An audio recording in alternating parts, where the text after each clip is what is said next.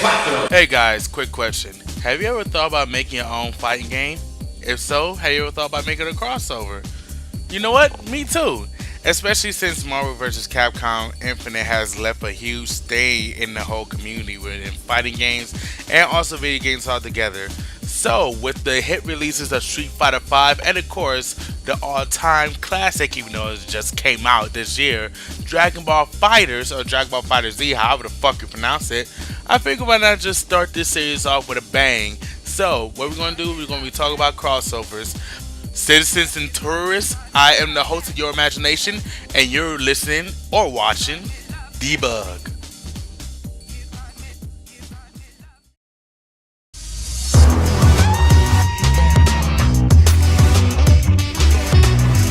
So, Marvel vs. Capcom Infinite.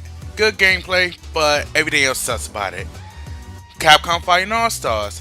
Really, really good concept. But are we gonna get it? No.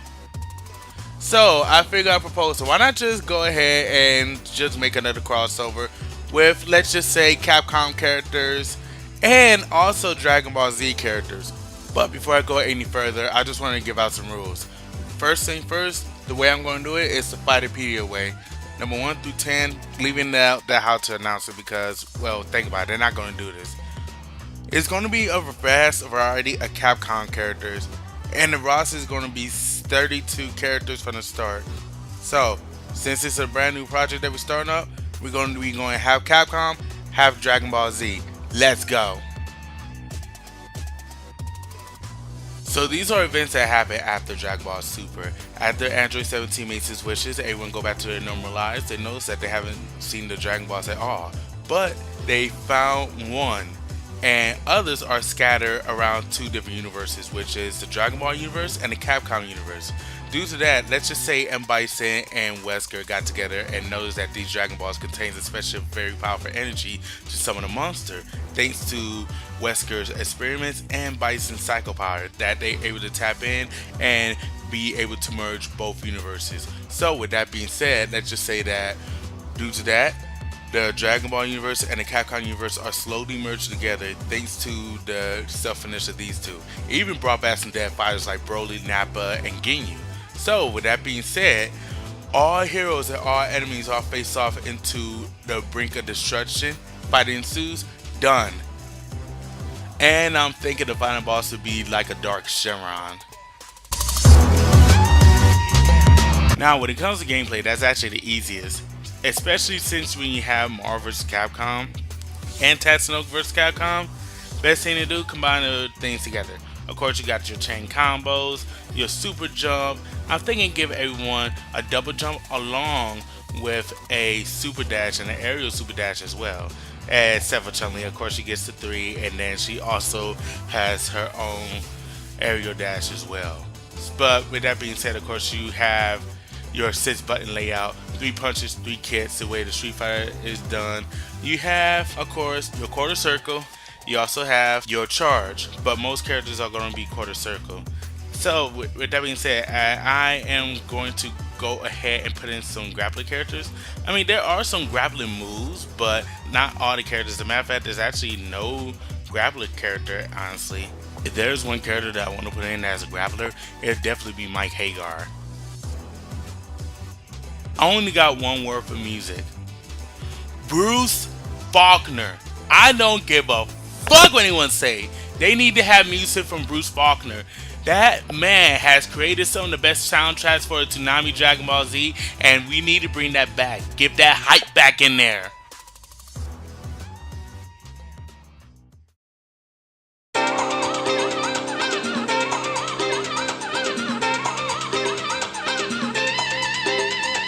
Alright, now it's time to get to one of the best, the nitty gritty, the roster. Now I know what you're thinking. 32 roster as a starter point, isn't that kind of small? Well, yes, but in order to do a new crossover, you must start small instead of just start something big. And I'm saying that for a very good reason. If you start off big and everyone else sucks, no one's not going to play your game. But I do have a set roster that I think would be the best. So, of course, we have Ryu, Chun-Li, and Bison that represents Street Fighter. I was gonna put down one of the girls from Darkstalkers, but I'm like, nah, forget that. For the first time, we are going to see John Talbane or Gallon from Darkstalkers, and of course we're gonna have the original Mega Man. We need to bring him back. I suggest that we put in Chris Redfield and Albert Wesker. That way they can get the rivalry going. We're also gonna go ahead and put in Spencer, and we're gonna go ahead, of course, put in Darkstalker, put in Jetta. I want to put in Arthur from Ghosts and Goblins, even though he seems like, you know, not that vibrant, but he's actually pretty fun. And returning will be Hayato from Star Gladiator. And here are some of the people that I would say that would be also a good fit, especially with the Dragon Ball Z counterparts.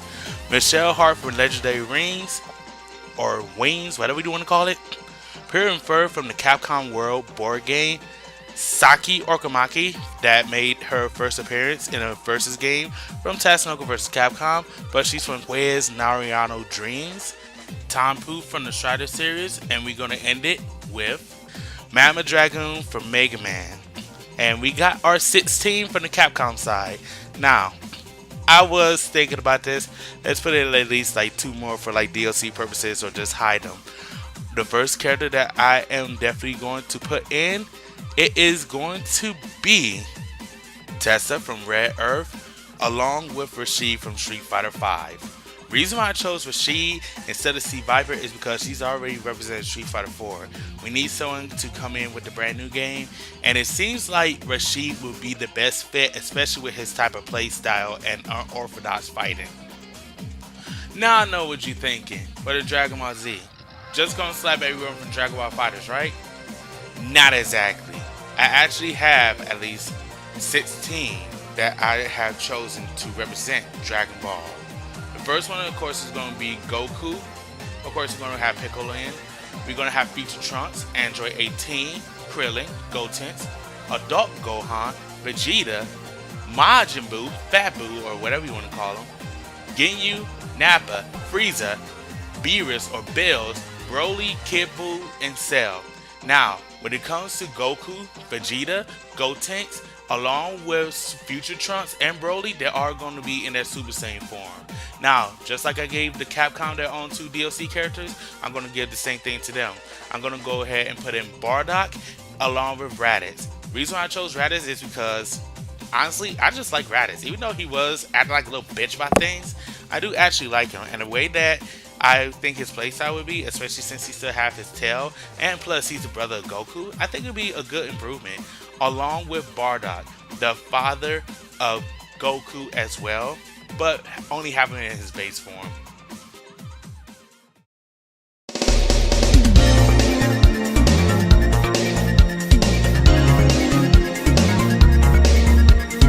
Okay, I would admit, due to the fact that Dragon Ball Z characters are very powerful, and Capcom characters are also powerful as well, but I don't think they would actually have a fair advantage. So, with that being said, along with giving everyone 2 jumps, along with an aerial dash, and of course a regular dash, what I want to do is give everyone a power-up moment, including with Capcom characters. They would have, of course, the Fighter's Edge, which I would have to give a shout-out to Swagger Kings for that. And of course, the Dragon Ball Z characters that have their own power-up moments as well, like in Xenoverse. The main core element of the gameplay would definitely be 2-on-2 tag team. That includes the old school tag system from, let's say, X-Men vs. Street Fighter, Marvel vs. Capcom, Marvel Superhero vs. Street Fighter, the worst. And that would literally coincide with the gameplay, and that'd be the most core element. Without that, the game is literally nothing. And also, it's just going to have 1 round, especially since you have a 2v2 section.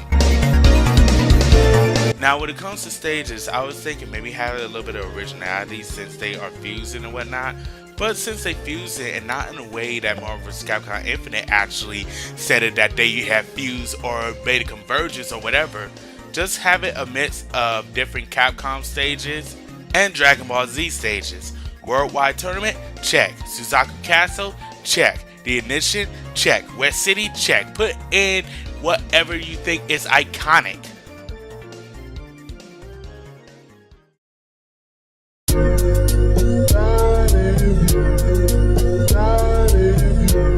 Alright, now speaking of iconic, You know that Dragon Ball Z, along with a few Capcom games, have a whole lot of iconic moments, like the Kamehameha waves, along with the Super Saiyans. Let's just say that we have a few, let's say, tag team attacks within. So, the first one that I'm going to go ahead and suggest, and I want to go and suggest one because honestly, I don't feel like actually saying all this stuff. I might try to give my own analysis of what might happen, but for this one, I want you to go ahead and put them down in the comments of what your best tag team hypers would be. So, the best one that I would think would be is, of course, Ryu Shiku Odoken along with Goku Super Kamehameha Wave. Now, what would happen is this. Get this. Of course, you do your combos and whatnot. Ryu prepares his Shinku Hadoken along with Goku preparing his Kamehameha Wave. Now, get this. Both Ryu and Goku prepared to do the Shinku Hadoken along with the Super Kamehameha Wave. Now, before both of them get their blasts out, it goes into a super pause. Goku instant transmission behind the adversary. Ryu throws his Shinku Hadoken and Goku put in his Super Kamehameha Wave. Now, that increases two different blasts on different sides, creating the most damage ever possible. Now, just to let you guys know, the tag team hypers are not just fixated with another Capcom with another Dragon Ball Z character. It can also be two Capcoms and two Dragon Ball Zs. You know, mix and match, find out which one is best for you, which is why I said, just go ahead and put them in the comments, see what's up. Now, I know I said that 9 and 10 I wouldn't say or give out how to announce it, but this actually just came to mind. The best way to announce this game is after the top 8 of any freaking final game, whether it be Street Fighter, Dragon Ball, whatever. Announce it after the top 8. And by the way, make sure that, of course, Capcom gets to develop it, but they need to go back into the CPS2 era days. And that's all that I have. Unfortunately, I know that it's going to be a whole lot more than what I just said, but this is just the basis, and plus I want to start doing a debug as an experiment to see how it goes. If you like it, leave a like button. If not, leave a dislike. If you think I could have done something different, let me know. If you don't want this, just let me know. Just let me know how I'm doing, because I really do enjoy doing these debugs, even though this is the very first one. I actually have a whole bunch of ideas, and for the next one, I'm going with Street Fighter X Tekken to see what I can do right with this one. But besides that, if you want any more videos or want more debug, go ahead and smash that like button like you smash your girl. If you want to become a citizen, go ahead and subscribe. I am the host of Your Imagination and Citizens and Tourists. This has been Debug. One love.